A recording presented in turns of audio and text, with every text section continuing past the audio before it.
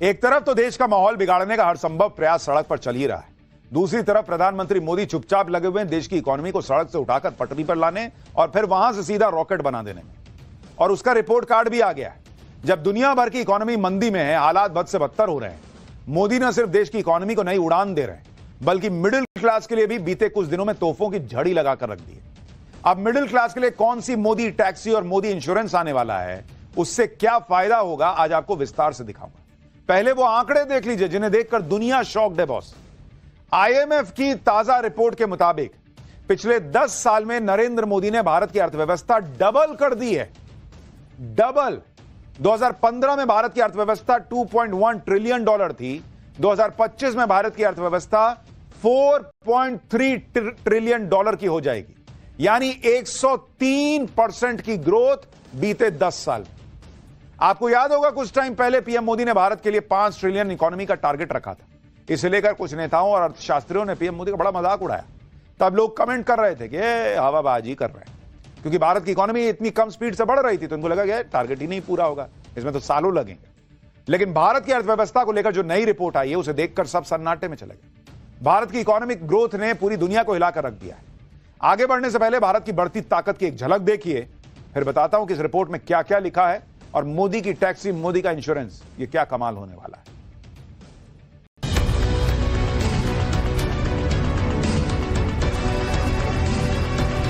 और आज भारत की तेज प्रगति की चर्चा पूरी दुनिया में हो रही है।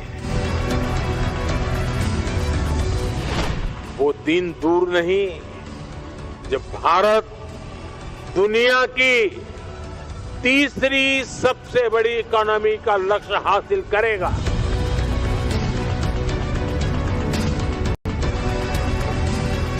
भारत के इतिहास में पहली बार 10 लाख करोड़ रुपए सिर्फ इंफ्रास्ट्रक्चर के विकास के लिए रखे गए।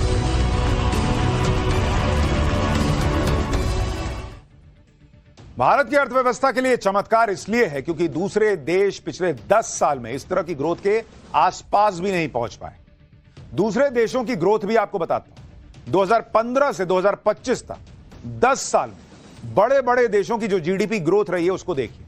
भाई भारत का हमने आपको बताया कि भारत 103% बढ़ा है पिछले 10 साल में, लेकिन चीन 75% की ग्रोथ ही रजिस्टर कर पाया, अमेरिका 65% बढ़ पाया, कनाडा 49%, जर्मनी 43%, फ्रांस 34% की बढ़त बीते 10 साल में हासिल कर पाया, इटली 33%, ब्राजील 28% और यूके 27%। ये दूसरों का रिपोर्ट कार्ड देखकर आपको समझ में आ रहा होगा कि भारत कैसे टॉपर ही नहीं, एक्सेप्शनल नंबर के साथ टॉपर रहा है बीते 10 साल।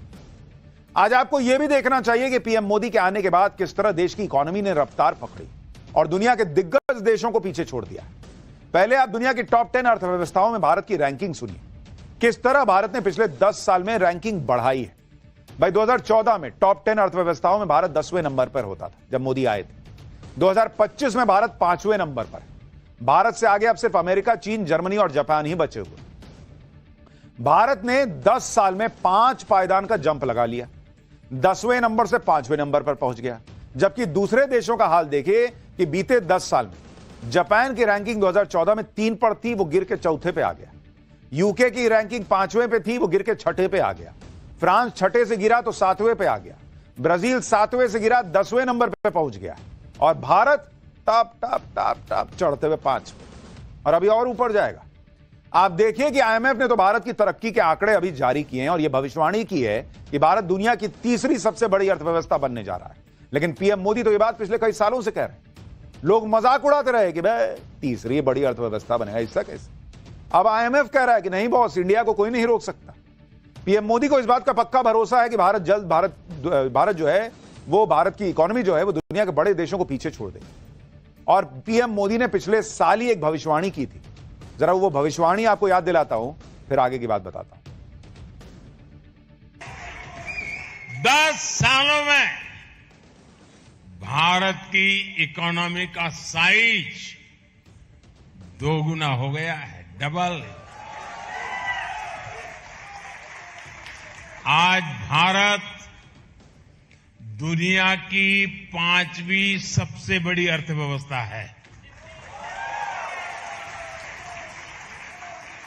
याद रहेगा ना? कितनी?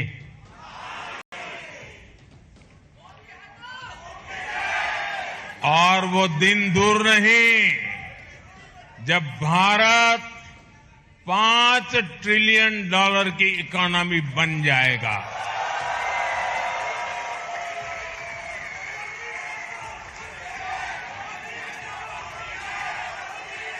जब भारत दुनिया की तीसरी सबसे बड़ी इकोनॉमी बन जाएगा।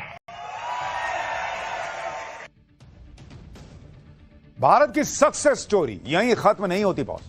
अभी तो भारत और तेजी से भागने वाला है, क्योंकि अगले साल भारत भी दुनिया की जीडीपी ग्रोथ सबसे ज्यादा स्पीड से बढ़ने वाली अर्थव्यवस्था रहेगा।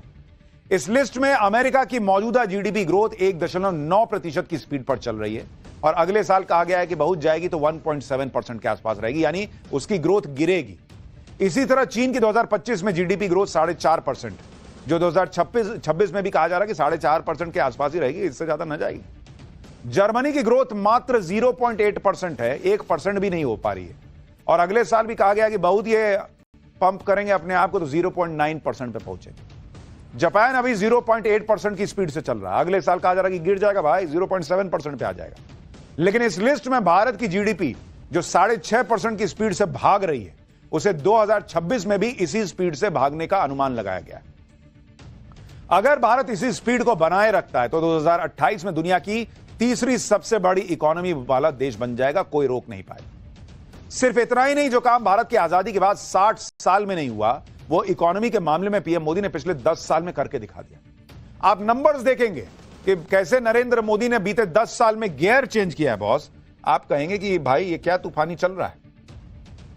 जरा इसके बारे में आपको दिखाता हूं कि किस तरह से 5th गियर नरेंद्र मोदी ने लगा रखा है। भारत की जीडीपी कितना होने में कितना समय लगा, कितना समय लगा इतना पहुंचने में, आज आपको दोनों बताता हूं। जैसे 1 ट्रिलियन डॉलर, ये देखिए 1 ट्रिलियन डॉलर की इकोनॉमी बनने में भारत को 60 साल लगे बॉस, 60 साल लगे 1 ट्रिलियन डॉलर की इकोनॉमी बनने में, 1947 से 2007। फिर 2 ट्रिलियन डॉलर की इकोनॉमी बनने में कितने साल लगे? 7 साल। 2014 में जाके 1 से 2 ट्रिलियन डॉलर की इकोनॉमी भारत बन पाया। 2 ट्रिलियन से 3 ट्रिलियन डॉलर की इकोनॉमी बनने में भारत को फिर 7 साल लगे। इस बीच में कोविड भी था बॉस, याद रखिएगा, कोविड और युद्ध दोनों के होने के बावजूद 3 ट्रिलियन डॉलर की इकोनॉमी भारत बन गया और फिर 4 ट्रिलियन डॉलर की इकोनॉमी बनने में भारत को मात्र 4 साल लगे हैं बॉस, मात्र 4 साल। ये देख रहे हैं कैसे इकोनॉमी को रॉकेट बना रखा है पीएम मोदी ने। दुनिया भर में संकट के बाद भारत की इकोनॉमी ऐसे भाग रही है। आप ये भी देखिए कि जहां भारत तेजी से बढ़ रहा है, वहीं चीन जैसे देशों की लंका लगी हुई है। 2025 के पहले 3 महीने में ही चीन की हालत खराब हो चुकी है।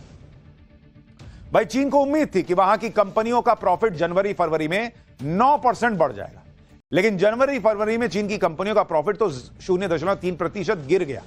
दिसंबर में चीन का इंडस्ट्रियल प्रॉफिट अच्छा खासा बढ़ गया था, जिससे चीन को लगा था कि उसने इकोनॉमी में बाजी पलट दी है। लेकिन चीन के अच्छे दिन 1 महीने भी नहीं टिक पाए। चीन ने इंडस्ट्रियल प्रॉफिट बढ़ाने और इकोनॉमी को रिवाइव करने के लिए नया प्लान बनाया था, जिससे वहां कंपनियों में भरोसा आए, वो इन्वेस्ट कर सके और नौकरियां दे सके। लेकिन इकोनॉमी रिवाइव करने के चीन के सारे प्लान पर पानी फिर गया और फिर से चीन की कंपनियों का कॉन्फिडेंस टूट गया। चीन के सामने अब बहुत सारे चैलेंजेस भी हैं, क्योंकि डोनाल्ड ट्रंप ने टैरिफ वॉर छेड़ दी है। इससे दुनिया भर में चीन अपना सामान बेचकर जो भारी कमाई करता है, उसमें बड़ा नुकसान होने वाला है। एक तरफ चीन की हालत टाइट है, अमेरिका में मंदी की आशंका है, दूसरी तरफ भारत की इकोनॉमी रॉकेट की रफ्तार से तो बढ़ ही रही है। इस बीच अब पीएम मोदी ऐसे आइडियाज पर काम कर रहे हैं जो मिडिल क्लास के लिए बहुत मददगार साबित होने वाले हैं। दरअसल अब मोदी सरकार ओला उबर जैसी टैक्सी कंपनियों की तर्ज पर कोऑपरेटिव मॉडल पर एक नई टैक्सी सर्विस लॉन्च करने वाली है। इस सरकारी कैब सर्विस का मकसद ड्राइवर्स को ज्यादा प्रॉफिट और कस्टमर को सस्ती रेट पर टैक्सी उपलब्ध करवाना है। आपको जानकर हैरानी होगी कि प्राइवेट कैब कंपनी ड्राइवर से 20 से 30% कमीशन वसूलती है, जिससे कस्टमर को महंगा किराया चुकाना पड़ता है। कैब सेक्टर में प्राइवेट कंपनियों की जबरदस्त मोनोपोली चल रही है। इस समय देश की 3 बड़ी कैब कंपनी 6,000 करोड़ रुपए का बिजनेस कर रही है। कैब सर्विस के अलावा मोदी सरकार ने कोऑपरेटिव मॉडल पर इंश्योरेंस कंपनी भी लाने का फैसला किया है, ताकि गरीब तबके को बीमा जैसी सुविधाएं सस्ते दाम पर मिल सके। इस समय भारत में इंश्योरेंस सेक्टर 11 लाख करोड़ रुपए पर पहुंच चुका है।